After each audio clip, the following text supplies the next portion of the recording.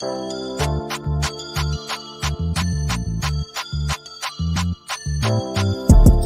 talking under the tree. We talking under the tree. Let's talk under the tree. Let's talk under the tree. We talking under the tree. We talking under the tree. Let's talk under the tree. Let's talk under the tree. Welcome to the show. Appreciate that you came. Mr. Palmer T. Smalls ain't a damn thing changed. We talking under the tree. Yeah, we got them hot topics from Carolina to Duval. That's how we rock it on prime time. Check out the podcast. It's online. Hit us up. We got a platform. You gon' shine. It was all a dream. We here now. Let me hear you say it loud. We talking under the tree. We talking under the tree. We talking under the tree. Let's talk. T. Smalls, what it do? What's going on? The weatherman, what's happening, sir? I am the weatherman. Welcome to the Let's Talk Under the Tree podcast. We have Dr. Umar. How you doing, brother? All is well, sir. Good Garvey day to see you and your listening audience. Glad to be on the podcast. Glad to see you also. T. Smalls, show him some love. Look, we talking under the tree. T. Smalls, sing for the world. Give him a little chant. Look, it's a beautiful day in the neighborhood. We got Dr. Umar Johnson under the tree with us, man. It's going to be a good one, people. Yes, sir. Oh, yeah. Yes, it is. Way to go, Smalls. Let's cut it. Let's get straight to it. A lot of things going on. We usually do a longer intro, but we have some things on our mind that's going on in America. So I'm going to go straight to the jugular. I want to talk about the Joe Biden agenda because a lot of African Americans, they love Joe Biden. He can say anything. It doesn't matter. It's like, to me, it's like foolery. And I don't see a black agenda. Smalls. What about you? No, man. It seems like it's falling apart right now, man, to be honest. Right. Dr. Umar, the floor is yours. Yes, sir. Well, black people in America, the American African has been dating consistently, voting. I'm going to say dating too. We've been dating the Democratic Party for almost 100 years now. Our switch over from the Republican Party to the Democratic Party really began to take place in the 1930s with Franklin Delano Roosevelt and his New Deal, which I would call the raw deal, because black people saw in the social service programs of the New Deal some sort of opportunity for us. But as time went on, we were able to see that those programs would only really be intended to benefit white folk and not black folk. But we continued to relocate from the Republican Party to the Democratic Party. And it's been, quite some time now. It's been almost 100 years, and we're still loyal to a Democratic Party that has not been loyal to black people. If you look at the last couple of Democratic presidents, Barack Obama, Bill Clinton, and now Joe Biden, you could argue that their policies affected black people worse than the Republican president's policies. When you look at mass incarceration, that's Bill Clinton, hands down. When you look at welfare reform, that's Bill Clinton. 3 strikes and you're out, that's Bill Clinton. When you go over to Barack Obama, you're dealing with cutting money from HBCUs. You're dealing with raising the bounty on Assata Shakur's head. That's a black man, and President Obama making Assata Shakur the most highly sought outlaw in American history. When you look at the stripping of black civil rights and then giving those rights over to the LGBTs, the feminists, the immigrants, that was Barack Obama.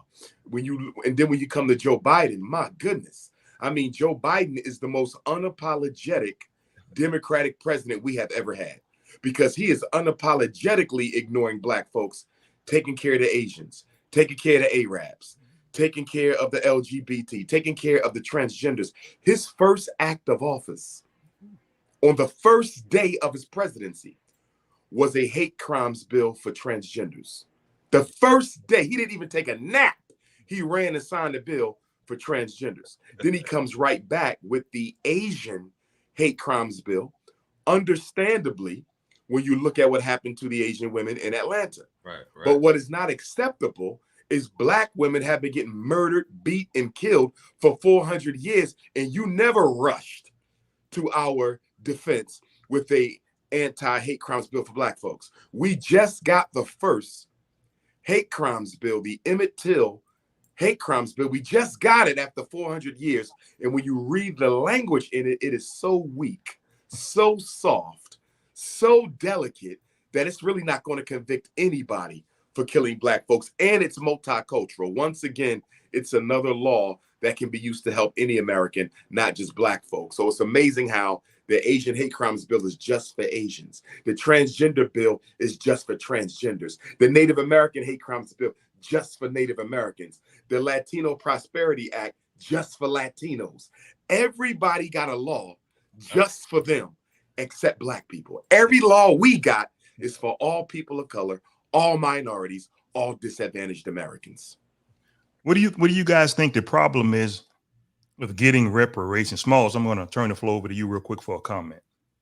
Well, I mean, it's us, man. Basically, man, they slow to help us, man. Everybody else got the help but us.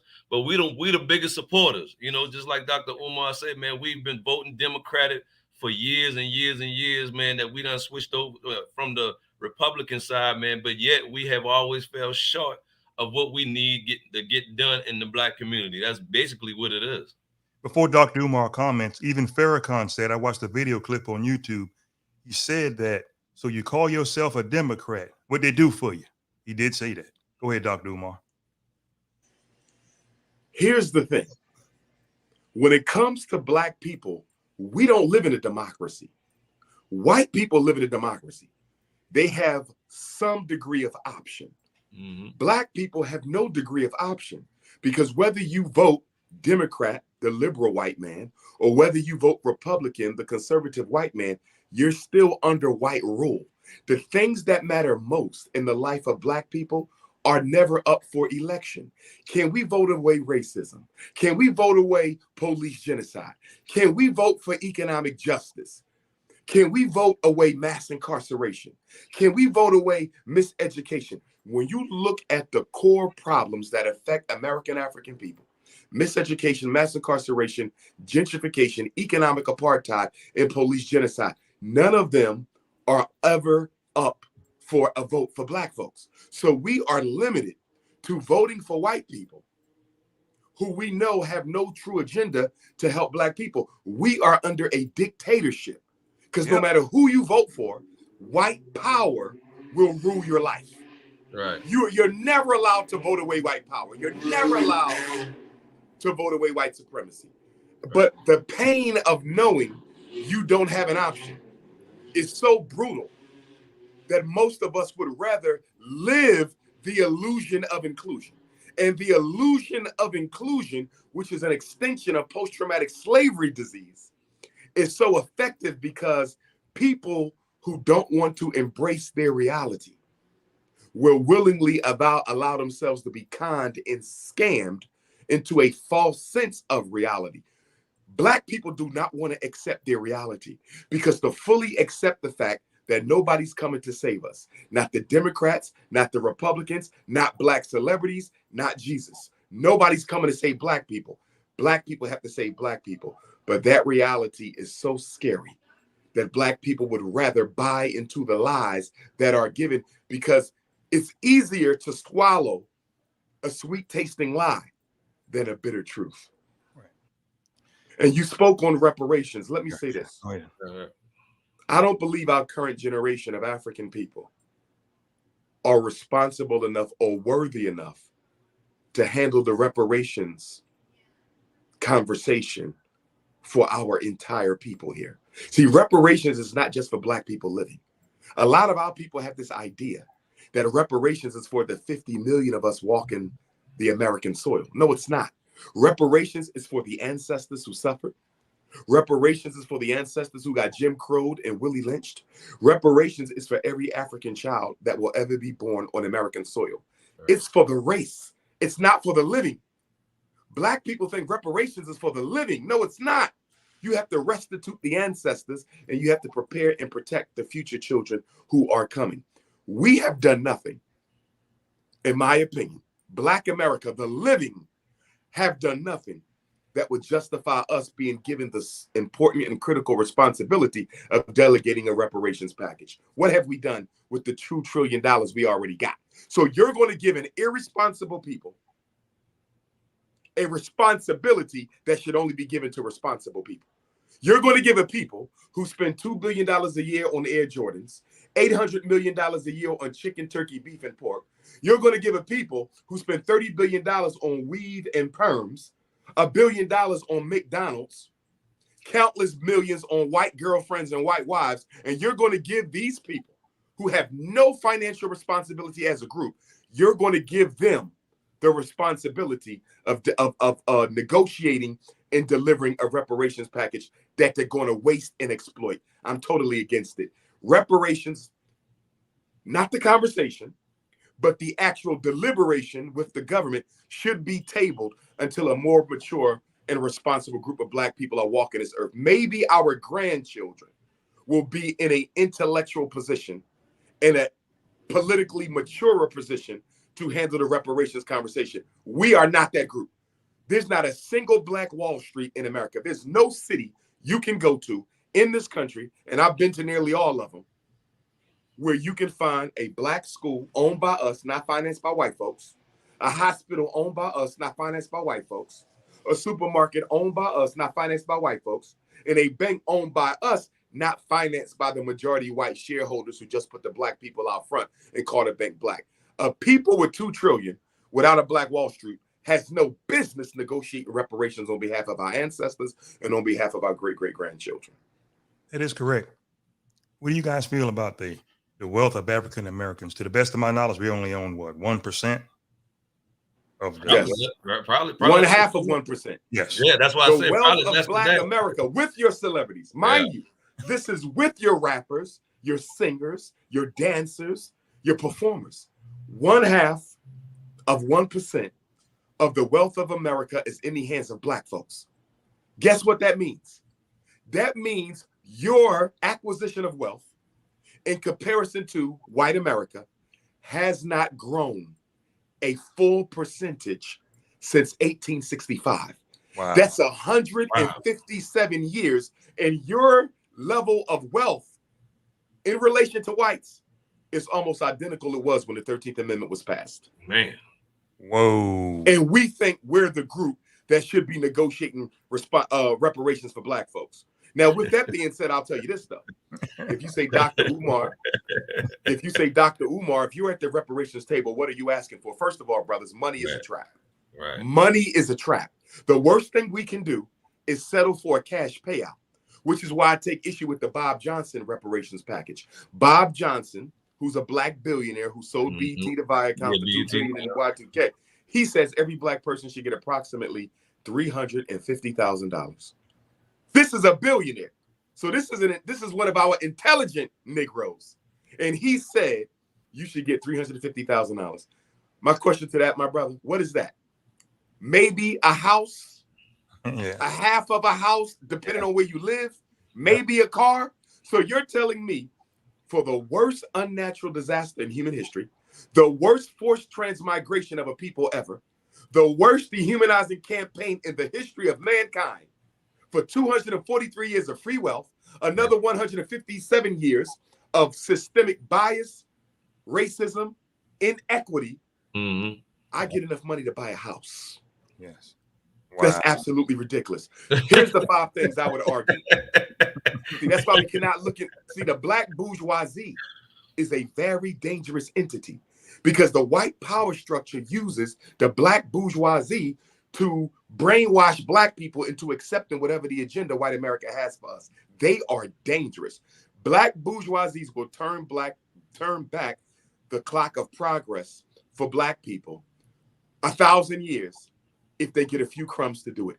They love white approval so much that they will sell the whole race down the drain for 30 pieces of silver. And let us be honest, we love our athletes, but they are part of the gatekeepers. We love our rappers and actors and our Oprahs and Bob Johnsons, but they are the gatekeepers of the white power structure. The 5 things that I would argue for. Number one, Black people predominate in 10 states in this country. All 10 of the states where 60% of our population exists are sea-boarding states. In the case of Illinois, it's a Great Lake boarding state. The other 9 are sea-boarding states. We should own the major import-export port in the 9 cities plus the 1 city, Illinois, where we predominate. If we own the major port, we control what comes in, we control what goes out. We know what they're bringing in, we know what they're bringing out to protect us. That's a safety precaution, to know what they're bringing in. You also get paid for everything coming in. You get paid for everything going out. We must own the major port. That's number one. Number two, all the black land that was confiscated from our ancestors from slavery until the present. We were ran off illegally by white supremacists, hundreds of thousands of acres of black land. Hundreds of thousands of acres of black land. Part of the reparations package is what? Do the research. The government must convene a team, and we should have our own independent team as well, working with them to recover all the land that was stolen from black people illegally and return it to black people. Especially now, why, gentlemen? We have the highest black homeless rate in America in about 60 years. And it's being fueled by what? Gentrification. Gentrification is exploding the black homelessness rate. So if there's ever a time where we need our land back that we own, it's now. So number one, give us the land. Number two, we want the ports in the 10 states where we predominate, the seaports. Number three, all black music. We control it, we own it. All black music. We own the publishing, the performing, the distribution, the marketing. All of that is to the, I want Prince's music. I want Michael Jackson's music. I want Sam Cooke's music. All black music. And this is why, gentlemen, black music is America's second largest export. Sure is. It sure is. If you own the music, brother, we have enough money coming in to build a black Wall Street in almost every major black city in America. Number four, black inventions. Anything black people ever invented in this country becomes a permanent right of ours that can never expire. That means anytime you want to make a cell phone, we get paid because we invented it. Whenever you want to make a helicopter, we get paid because we invented it. Whenever you want to sell some internet service, we get paid because we discovered it. You understand? Whenever you want to sell a Mr. Softy truck, a refrigerated truck to transport fruits and vegetables, guess what? We invented that. The baby carriage, we invented that. The stoplight, the walkie-talkie, we invented that.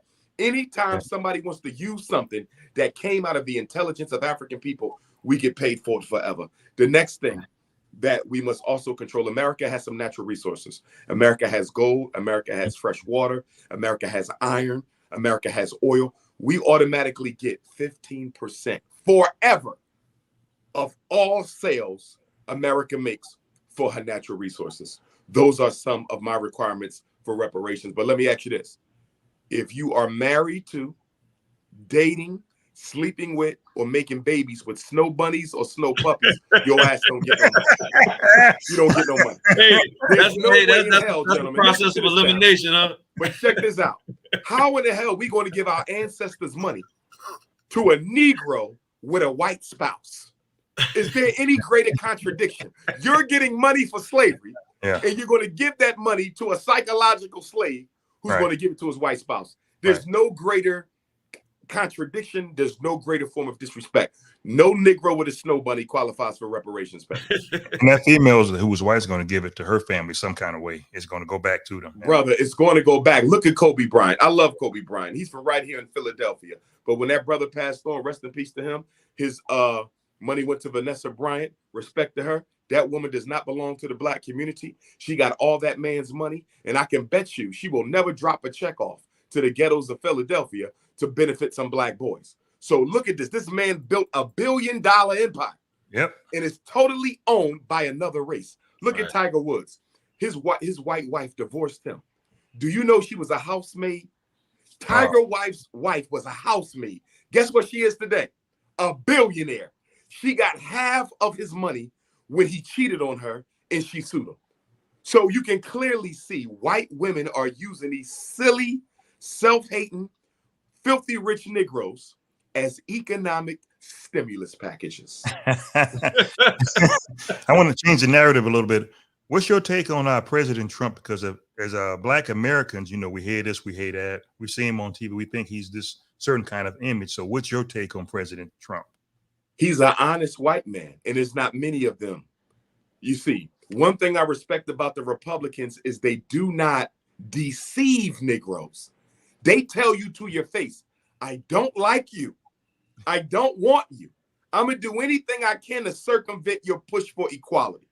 The Democrats use psychological mind games. They seduce Negroes into thinking that they actually care about you, but they deliver nothing on your table. And the reason Democrats are so stunningly effective with the Negro vote is because Black people want to be liked by white folks. And the Democratic Party know that. So they know when the next presidential election is going to be up, we're going to be right back in line. Right back in line, because the Democrats cater to the low self-esteem of Negroes. And that's why they will forever get our vote. And we have not graduated to the point where we're willing to put our votes together as a Black collective. Right. We should be voting as a Black collective. What is in the best interest of the Black community, not as what is in the best interest of the Democratic Party. How can the Democratic Party's priority be Black America's priority when you have never been their priority? You see, what have the Democrats done for us? The Democrats and the Republicans do nothing but play a Jedi mind trick with Negroes and make you think you have an option. They make you think you have an option. No matter who you vote for, the white man going to win and you're going to get nothing at all. Every Black person should be an independent, and we should be voting for what's best for Black folks. We should have our own town halls, our own political debates. We should have our own caucuses with them. Yep. Donald Trump, have a seat, let's talk. Joe Biden, have a seat, let's talk. But we let the Democratic Party represent us in the elections, and you wonder why you get nothing at all. Smalls, I'm going to turn it over to you real quick for an opinion. Then Dr. Umar, you can piggyback off of that. What do y'all feel about Kamala Harris? Mind you, she was on the campaign. She pulled out a bottle of hot sauce somewhere on some greens or some chicken, and she went to South Carolina State representing that she was wearing what, Chucks and pearls, Chuck Taylors and some kind of pearl necklace. Pearls, yeah. Pearls, yeah. So Smalls, what do you think about that? And Dr. Umar, you can piggyback off of Smalls. Well, I think, man, I think by that move right there, she probably trying to connect with the community. I can say that. You know, I can only say what I see, but she can do a little bit more for us, man. I think with her representation for women, man, it can be a little bit more deeper than what she just skimming the surface on right now. All right, Dr. Umar. Tell me who you love, and I will tell you who you are. Kamala Harris goes home to a Neanderthal. I knew it was coming. She gives her African womb. She gives her African womb to a snow demon. Why in the hell are we expecting Black people who sleep with white folks to be interested in the best interests of Black folks? It's never going to happen. First of all, Kamala Harris is not vice president because she's Black, because she's only Black about 20% of the week. You understand?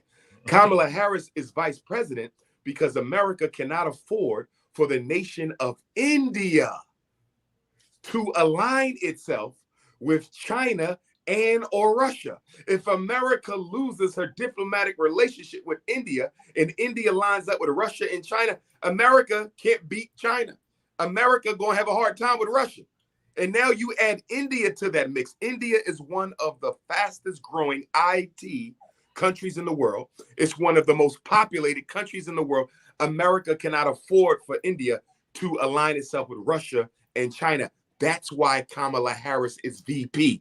It was a diplomatic move to guarantee stronger ties between India and America. It had nothing to do with these psychologically insane Negroes dancing around. They think because Kamala Harris was a Delta Sigma Theta or AKA that she somehow care about Black folks. That woman could care less. She gave up the sorority the minute she spread her legs for the snow demon. I already knew it. Hey man, hey, look, we talking under the tree tonight, man. That's what right. It is. Let's talk about your book. Yes, sir. Okay. It's called The Black Parent Advocate. Yes, sir. There it goes. And you Black Parent Advocate. This here. Yeah, go ahead. Is the only book in print written for Black parents that teaches them how to win against the special ed machine. How to win against the ADHD machine, the Ritalin machine, the conduct disorder machine. This book gives parents the actual letters that they need to give to the school to tell them to back off in a professional way. We want your son tested for ADHD. He needs medication. I got the letter. We want your child tested for reading disability. You don't agree. I got the letter. Your son didn't stand to pledge the flag because he don't have to. That's a protected First Amendment right, freedom of expression. I got the letter. Your child been in special ed for 10 years, still can't read. They owe your child an approved private school education for free. I got the letter. This is a book of solutions, an encyclopedia, 500 pages, that every Black parent needs to make sure their child is not exploited in the name of mental health or miseducation. Right, good. It's on Amazon. Is it on Amazon? Is it on Amazon?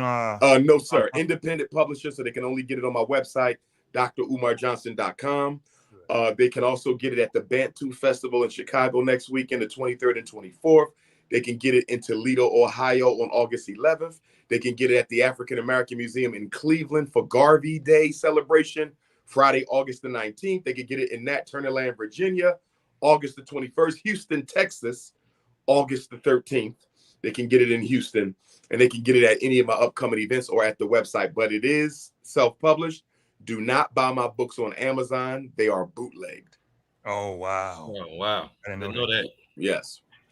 Let me ask you, Doc, in the African American community, we frown upon mental health. Don't talk about it. Be quiet. Shut up. Don't cry. Mm-hmm. Mm-hmm. In your opinion, why do you think we're like that? We have a good reason to feel that way. I had this conversation with my good brother Charlemagne when I was on a Breakfast Club, because, you know, he's an advocate of mental health. Right. Yeah. Nothing wrong with that, brother Charlemagne, or anyone else. But you better make sure you are really an advocate of mental health and not just a promoter of psychiatric medication. Because mental health for Black people, fellas, is nothing but brain drugs. That's it. White folks are not trying to sit down and talk to you and help walk you through your problems.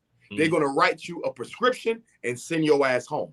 So Black people are being exploited, children and adult, in the name of mental health. Brothers, let me explain this to you. The architects of white supremacy were all psychologists. Who is the father of apartheid in South Africa? A white psychologist.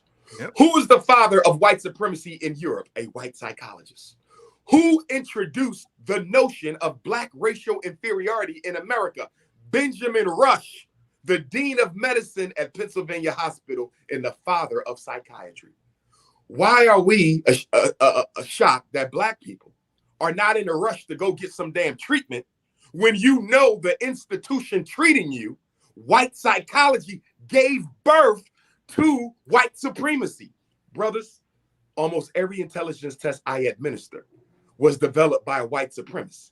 Did you know Carl Brigham, who created the SAT that everybody takes to go to college, was a member of the American Eugenics Society and a white supremacist? The fathers of education were all racist. The fathers of psychology were all racist. White people can't help Black people because they think they're better than Black people. If you're going to get a therapist, you better find you a Black one. Leave the pills alone, because the pills are 1 or 2 molecules away from street crack, street speed, amphetamines. They're giving you crack to deal with your depression. So the reason Black people are so hesitant is because they know that the people who created the problem do not have a solution for it. Wow, that's pretty deep. Smalls. Yeah, go ahead, Smalls. No, I'm just saying that, yeah, that's pretty deep, man. That you know, we walk around, man, thinking, you know, some people like in our culture, man, thinking it's nothing wrong, they'll be all right and stuff like that. And just like Dr. Umar said, I'm gonna piggyback off of that, man. Yeah, we need to go to us to help us. Period. Go to us to help us. But I will say this. I'm going to hold the Black psychologists accountable. I'm going to hold the Black psychiatrists accountable. I'm going to hold the Black counselors accountable. I'm going to hold the Black social workers accountable, because I don't believe that those of us who are in the helping profession are doing enough collectively to create, or should I say, to make available. Because the Black psychologists do have a African-centered treatment program, but they're not doing enough. We are not doing enough to make it accessible to our people. And I'm going to tell you guys why. You get way more money for evaluations than you get for therapy. Psychologists make way more money diagnosing than delivering you from your problems. And so you have a lot of psychologists right now, they won't do no therapy at all because the money is in the diagnoses, not in the treatment. Yeah. And that's why so many Black people have such trouble finding a good Black therapist, because most psychiatrists, psychologists, counselors, and social workers would rather diagnose you than treat you because you get more money for diagnosing. Wow. It's kind of like saying the money is in the medicine and not the cure. You know, absolutely, the money is in the disease. Listen, the crazier you are, the more money they make off you. Right. That's why when you get your child evaluated, they don't just label him ADHD. He's ADHD, he's conduct disorder, he's oppositional defiant, he's baby bipolar, he's borderline, he's retarded, he's reading disabled, he's autistic. You see what they do? They load up. Because the more diagnosis, the more pills, the more money, the more services, the more counseling. Yeah. Nobody wants to solve Black people's problems because there's too much money in our sickness. Right. Let's get into George Floyd a little bit. Mm-hmm. Okay. You know, Derek Chauvin was found guilty. Do you think they had to do that because the whole city would be burned down? City would have burned again. Oh yeah, no doubt about it. They had to do that. Would have burned again. But part two of the your response, they always, you know, they blame Black Lives Matter, but it's some undercut white folks that's really, you know, under the table doing the burning. Yes. Oh yeah, the George Floyd protests. First of all, do y'all remember like that night when they had the big fire at the police headquarters? Right. And all the police stayed on one side of the city. Yeah. What Black community do you know where the police will let you set fire to the headquarters? Yeah. And they're going to stand on the other side of the city and not do nothing. Right. Nowhere. You know why they did it? Because they knew that the businesses sent the white kids in to vandalize and destroy the businesses so they could get insurance money, because they were making no money during COVID. So a lot of businesses intentionally had their businesses sabotaged, burned out, because they said, I'm not making no money during COVID. I can at least get my insurance money. And the government was in on it. And that's why they let them white kids burn down the whole Black community so the white businesses could get their money. That whole thing was a racket. Yeah, the whole thing was a racket. Yeah, it was about $1. It was about $1. The whole thing was a racket. But you see now, a lot of Black people thought Derek Chauvin going to jail was justice. It wasn't, because they just killed our brother Amir Pope in Minneapolis as well. See, for there to be justice, they have to change the system of policing. Justice would be passing the George Floyd Police Reform Act. Still ain't been passed. Nope. You got transgender acts, right? You got money for the Afghanis. You got money for the Ukrainians. Our reparations is being given to the Afghanis and the Ukrainians. You got all kind of bills, but no police reform. And I'll tell you why. What politician do you know can get elected without the teachers and the police? Got a good point. Yeah. Teachers and police are the largest unions in America. Can't have There's one more another. teachers, white women, police, white men than any other union. You're not becoming president of the United States if you want to hold police accountable and hold teachers accountable. You're not becoming governor. You're not becoming mayor. You're not becoming U.S. senator. The reason you will never see the schools improve and the reason you will never see police get held accountable, because you got to find somebody with the guts to take on the police union and the teachers union and live to tell about it. That is correct. Yeah. They will never be held accountable. Yeah, definitely. That's why I don't care who's running for office, Black, white, Republican, Democrat, until they say that they have a plan for police brutality, a plan for the miseducation of Black children, a plan for mass incarceration, a plan for economic equality, I'll never cast a never vote again. If you're not addressing one of my 5 core issues, I don't vote for you. Because what they do with Black people is they tell you, just have faith and give me some time. No, damn that. We've been waiting 500 years. I want a plan. I want it on paper. I better be able to read it. Yeah. You ain't giving me no damn hope. Because see, that's what they do to Black folks. They don't give you no plan. They just say, I'm hoping to make a change. But when they go talk to the Chinese, they got a whole book for the Chinese. When they go talk to the Jews, they got a whole plan for the Jews. When they go talk to the homosexuals, they got a whole plan for the homosexuals. But when they come talk to Black people, let's put our faith in God. Let's make sure we vote. Yep. And let's see what happens. Yep. We are suckers. We are chumps. We like being pimped. And that's why nobody takes you seriously. I mean, think about it, fellas. If the Democrats know they're going to get your vote, if the Democrats know they're getting your vote no matter what, why do they have to work for it? And if the Republicans know they're not going to get your vote, why do they have to work for it? Right. Nobody pays black people any mind because the black vote is the cheapest vote to get, just like the black dollar is the cheapest dollar to get. Until we start financing our own candidates, that's where we need to go, fellas. Finance your own. If I want you to run for governor, I got to finance you. I can't let Walmart do it. I can't let the Democratic Party do it. I can't let Mercedes-Benz do it. I can't let Bank of America do it, because the hand that pays is the hand that rules. If I want you to be governor, U.S. senator, I got to finance you. Until the black community finances its own politicians, its politicians will continue to work against their best interests. If white money put me in office, white money controls my decisions. And when they want our vote, they go to the church. You see them. They go to the church. Yeah. They go to the church. Reverend Pork Chop and Deacon Turkey Wing. That's who they go to. And then the church is the first person telling you we ain't political. If you're not political, why are you the first stop on the campaign trail?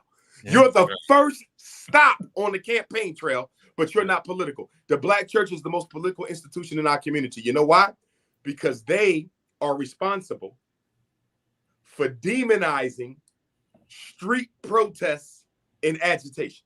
The church's job is to make sure you put your faith in God and not in a serious program for radical black change. See, listen, the white man love the black church. That's why he don't care how many black churches open up. He don't care how many alligator shoes get bought. The white man love the black church. You know why? Because as long as you are in church, you waiting on God to change things. You are not going to make the politicians change things. That's why the black churches ain't got to pay no taxes. Pastors can live how they want, because you keep Negroes who should be revolutionaries, you keep them high on Jesus and Muhammad. What did Napoleon Bonaparte say about religion? He said, religion is what keeps the poor man from killing the rich man. Sure did. Without the black church, America would be in a revolution right now. The black church rocks your black ass to sleep and say it ain't up to the president. It ain't up to the governor. It ain't up to the mayor. It's up to Jesus. It's Jesus. And so half of black America waiting on Jesus to come solve their problems. And because of that, politicians keep on moving. Oh, they love the church. Yeah, oh yeah. You try to shut a black church down, the white politicians will come shoot you. Right. The last thing that I have, let's talk about HBCUs. This is my last topic here. We have a lot of HBCUs, and the buzz is, kind of high right now in America to go to an HBCU, sports or whatever you may call it. And in a lot of HBCUs, they don't teach African American history, because some of them are actually ran by the state or the city, maybe. Yeah. So land grant college. Right. Is it political that they can't teach their own people their history? You going to a black college? What do y'all think? Yeah, I think it is. Here's the thing. Most HBCUs are dependent on white funding. Here we go again, just like the politicians. They're scared to piss off the funders. I can speak from experience. I didn't go to an HBCU. I went to 3 PWIs. But whenever I go speak at the HBCU, they pull me in a room. Dr. Umar, we almost didn't bring you, but the students wanted you so much. We had to. Please don't say nothing that's going to get us in trouble. Listen, them Negroes be sweating. They be sweating. Oh, pork and wing neck, scared as hell. Dr. Umar, I will lose my job if you say the wrong thing. Well, look, when I go to the white colleges don't say. They just say, if you could, we're going to have some homosexual students out there. If you could refrain from discussing that. Of course, I never discuss that at the college because I know they're out there. Rainbow gangs all over the place. Yeah. But the white schools ain't pressed like that. Right. They good. Let me walk on an HBCU. Them Negroes is paranoid. They sit in the front seat and they stare at me like this, like, don't say that. Listen, Listen, man. Let us be real. Half the presidents of the HBCUs are non-progressives. They're not there trying to make the college do a better job, fellas. They are literally glamoring and basking in the role of being an HBCU president. Every HBCU in America should have 4 things. Number 1, a farm. How the hell you ain't got no farm when most of y'all were agricultural schools to begin with? Yep. You ain't got no farm? You should have a farmer's market for the Black community once a month so our people can get some real food, because most of our people live in food deserts. The HBCU could be a solution for the food desert in the Black community. No damn farms, but you an A&M school. That don't make no sense. What else are Black schools known for? Education. Most of our teachers come from the HBCUs. Why you don't have a grade school? What is the number 1 problem with the HBCU, fellas? Retention of Black students. So if you have a problem attracting Black kids because the white students are stepping up their recruitment of Black children, if you have a K-12 grade school, you make the parents sign a contract. If your child go to this grade school, they have to stay here for college, and you're going to sign the contract. Why not do that? That gives you 1,000 freshmen every year. You understand me? Yep. If you had your own school that fed your school, you good. No school. HBCUs ain't got no grade school. So that's number 2. You need a farm. You need a grade school. Number 3, you need a bank. The HBCU should be an incubator for Black business. The Black Wall Street should be built around the HBCU. Why the HBCUs ain't building no businesses? Why they don't have no banks? Every Black person in the neighborhood should have their money in the HBCU bank. You know how much money they're going to make off of that? I mean, simple things: a school, a bank, a farm, a business incubator. Those 4 things every HBCU should have. I don't know almost any with them. Howard University got a school, but guess what they did? A couple years ago, they fired 3 of their Black teachers for teaching Black history. Let me say that again, because you didn't hear me. Wow. Howard University, the Mecca, the so-called Mecca of the HBCU, has a charter school, and they fired Black teachers at the Howard University Charter School for teaching Black history that was not in the curriculum. Wow. Wow. That's fire right there. Smalls, what you got, brother? Hey, all I got to say is, man, we have definitely got educated today. We definitely had a call to action today. And look, people, man, we gotta do what's best for us, man. Where y'all based at, fellas, if you don't mind me asking? Jacksonville, Florida. Jacksonville, Florida. I'm currently in Atlanta right now visiting. But okay. Jacksonville, Florida. Okay. I spoke in Jacksonville. I want to say at a college. No, sir. It was at a Masonic temple. Oh, okay. Not far from downtown. I know exactly where you were. It was a lecture and a book signing. Yeah, I know exactly where you were. A couple months ago. Months ago. We are in July. I want to say April, maybe. Yes, I know exactly. March, April. I'll be coming back to Jacksonville to do my Black Parent Boot Camp. I have a training that goes along with the book. It's a 12-hour training from 8 a.m. to 8 p.m. And I go through this whole book and I teach parents everything they need to know to be a good advocate. We go through all the learning disability diagnosis. We go through the major mental disorders. We go through the IEP. We go through parent rights, the civil rights that apply to the school, the 504 plan. I make sure they know everything they need to know to protect their kids. So that will be coming up soon, and I'll keep you guys posted on that. Yeah. Text me or give me a ring, and I'll drive over there. I'll check it out. Yes, sir. For sure. I love Jacksonville. I haven't gotten to Jacksonville that often. I think I've been there 1, 2, no more than 5 times. Yeah. So I got to spend a little bit more time in Jacksonville. I'm always in South Florida. You know, the Fort Lauderdale, the Miami, the Hollywood, the West Park. They always calling on me. That's the popular areas down there, man. Yeah, I got to spend more time in Jacksonville. Yeah. We up here in the northern part of the state. We here. Yes, sir. Did you go to Jenkins Barbecue when you were here? Oh man, nobody told me about that. And I love me some beef ribs. I'm gonna have to hit them up next time. Nobody tell me about no damn Jenkins. Where was Jenkins at? Yeah, actually, right around the corner from where you were at. It's maybe 300 yards. That's it. I gotta hit him up next time. I gotta hit him up. Definitely.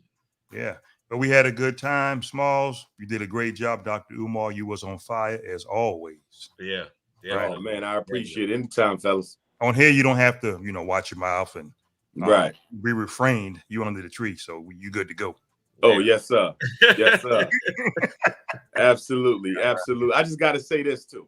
Okay.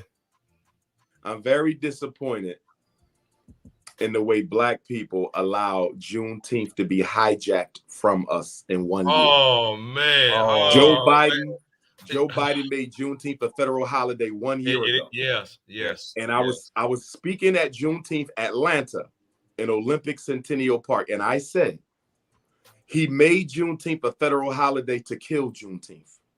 I said whenever a Black holiday becomes federalized and white folks get involved, you strip it of its value, you strip it of its sacredness, you strip it of its relevance. Y'all saw what happened this year.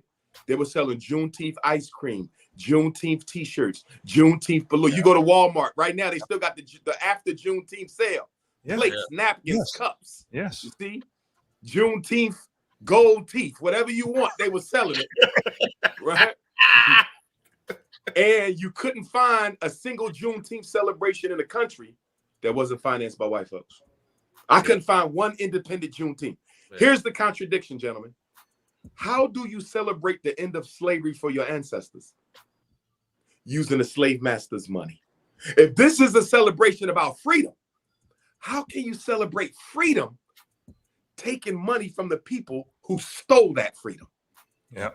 That's like a European Jew celebrating the end of the Holocaust, but the Nazi party is financing the Holocaust Freedom Party. It's a contradiction. We have to stop taking money to honor our ancestors during Juneteenth. And then the same Negroes who celebrated Juneteenth 2 weeks later had watermelon and barbecue at the 4th of July. So let me get this right. You just celebrated your ancestors' freedom you claim you care about.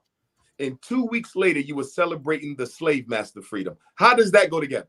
How can I celebrate the freedom of the slave master, July 4th, 1776, and 2 weeks earlier, I was celebrating the freedom of my own ancestors? You can't serve both.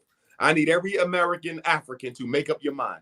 You're either going to celebrate your ancestors' freedom on June 19th, or you're going to celebrate your slave master's freedom on July 4th, but you cannot celebrate both. I agree totally. Yeah. I always say, if you want a job, hire yourself. There you go. Right. There you go. Yep. That's how it goes. I had a good time, and much blessings to you and all your travels. I know you travel a lot. And yes, sir. Yes, sir. Getting ready to go back to London, September the 24th. I'll be in London. Get ready to go back to South Africa. That'll be October. But of course, we got the Bantu Fest in Chicago next weekend, 23rd and 24th. Toledo, Ohio, August 11th. Houston, Texas, August 14th. Cleveland, Ohio, Garvey Day, August 19th. I left out Harlem, New York on Garvey's birthday, August 17th in Harlem. Ooh. Then I go to Cleveland for the 19th. Then we in Nat Turner Land for the 21st. And then we getting ready for the second annual FDMG Festival. I want to invite you guys and your entire listening audience. Please go to fdmgfestival.com and register for our festival. It will be held on Saturday, September 10th at 600 East 17th Street in Wilmington, Delaware, which is 22 driving minutes from the Philadelphia, Pennsylvania International Airport. Everything's free. Games, food, music, giveaways, vendors. It's a very, very powerful day. You get a chance to see our school that we're renovating right now. Don't you put on like a trip to Africa? Yes, sir. I hadn't done the trips to Africa in 3 years because of COVID, but we're going to be back on next year. Okay. I'm going to do 2 of them. I'm going to do a trip to Senegal and South Africa, and I'm going on the west side. And then we're going to do Ethiopia and Egypt. Right. So if you want the pyramids and you want the temples and you want the birth of mankind, the cradle of civilization, you can come with us to East Africa. And if you want the West Africa experience, the slave dungeons, the West African culture, the food, the spice, right. South Africa, the Nelson Mandela, we go to Shaka Zulu's grave site. You know what I mean? We go to the Apartheid Museum and all of that. We go to the Shaka Zulu movie production studio. You get to see where they made Shaka Zulu, the epic film. You know what I'm saying? So very, very powerful experience. Yes. And I'm going to be giving a lecture too. So wherever I go, I speak. You know what I'm saying? So they'll get a chance to experience it and meet with the people. What time of year do you travel for? The Ethiopia-Egypt trip will probably be the last week in July, first week in August. Okay, cool. And the Senegal, South Africa trip will probably be late February. Okay, cool. And I should have all that information in the next 30 days as well, so people can start paying way in advance. I'm going to make one of them for sure. Yes, sir. Absolutely. Smalls, you going too? Cannot bring let's do it on my trip. Let's do it, man. Let's Hey, do Small, it. you heard? Hey, say that part. Say that last thing again. No snow bunnies. I wish a Negro would show up at my damn bus with a snow bunny or a snow puppy. Somebody is going to jail. This is an all African trip. You could be African Caribbean, you could be African American, you could be African European, but you better be African. This is nothing else. No mayonnaise in this situation. That's what I'm talking about. Right. I am the weatherman. Dr. Umar was fire as usual. T. Smalls in the house to my right. This was the Let's Talk Under the Tree podcast, and we had a great time today. What you think, Smalls? We had a very good time, and I hope a lot of people out there, man, was listening and learned a lot tonight that they may or may not have known, but tonight was very, very informative. Right. One time for your mind, T. Small. Shut it down. I am the weatherman. Dr. Umar, thank you again. 2 times. Yes, sir. Appreciate you, fellas. All right. Appreciate you. All right, now. God bless. Thank you. God bless. Bye-bye. Kingpin Music.